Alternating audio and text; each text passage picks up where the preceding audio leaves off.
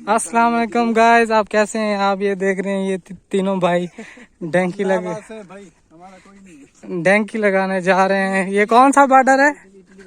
हाँ हाँ जी, ये इटली के बॉर्डर जी डंकी लगाने जा रहे हैं।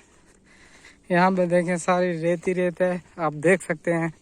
हाँ, ये खाने के लिए इन्होंने कुछ सामान पकड़ा हुआ है। ये पीछे भाई हैं एक, इन्होंने भी सामान पकड़ा हुआ है।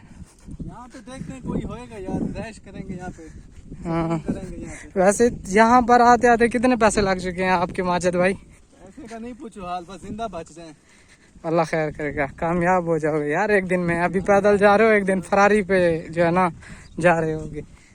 ये देखें, ये देखें, ये हाँ यार, इस रेत गर्मी में ना यही एक पैदल चलने के लिए एक ऊंट मिल जाए ना ऊपर बैठ के जाने के लिए, फिर जो है ना सफ़र की टेंशन नहीं है। यहाँ पे गर्मी बहुत ज़्यादा है, बहुत ज़्यादा।